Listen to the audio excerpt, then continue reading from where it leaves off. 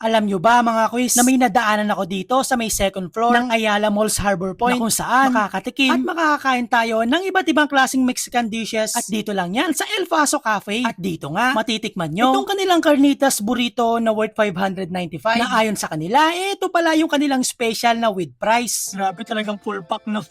Para dito pala busog ka na oh. Meron siyang price mga quiz ayan yung price. Polo de Coco Taco na worth 219 pesos lang. Ayon sa kanila, ito pala yung bago nila sa menu na ipinanlaban pa nila sa isang competition na kung tawagin ay Flavor of Subic. Na isa sa sekreto ay nilagyan pa to ng buko at mas pinasarap pa ng kanilang red salsa at sour cream sauce. Ang sarap ng red salsa. Tapos itong yung buko dito mga quiz talaga nagko-complement doon sa lasa. Tapos meron kang crunchiness na matitikman talaga may enjoy mo yung bawat kagat dahil dito sa crunchiness ng chicken skin. Bestseller na birria tacos na worth 290 pesos. At ayon sa kanila, ito daw yung kanilang signature food na mas pinasarap pa ng kanilang green salsa at ng kanilang cosme sauce.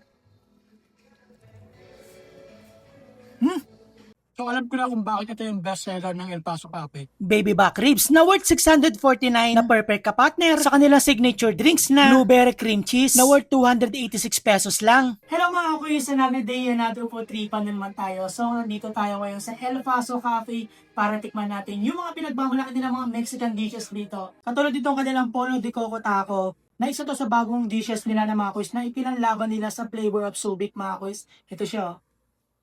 So, sausaw natin siya sa red salsa mga kuys. Ayan o. Kain po.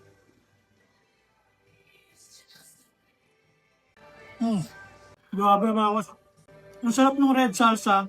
Tapos itong yung buko dito mga kuys talaga nagko-complement doon sa lasa. Tapos meron kang crunchiness na matitikman talaga may enjoy mo yung bawat kagat dahil dito sa crunchiness ng chicken skin.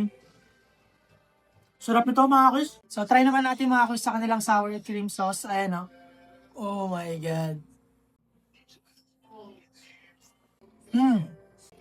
Okay din siya sa sauce mga kuys. Kung mahilig kayo ng sour cream sauce na maasim mga kuys, ma-appreciate mo ito. Try naman natin ito mga kuys itong kanilang carnitas burritos. Grabe talagang full pack no. Para dito pala busog ka na oh. Meron siyang price mga kuys. Ayan yung price. Tsaka chunk of meat. Dip naman natin siya sa kanilang green salsa mga kuys. Ayan o.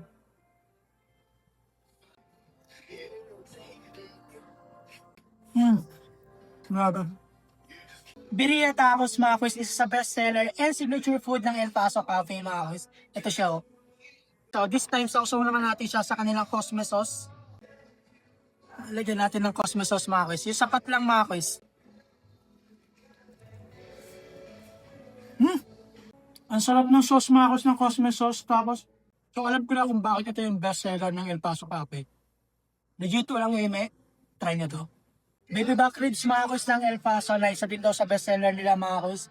Kaya try na natin to. Nakaka-excite So parang gusto kong kamayin na. Ayan o.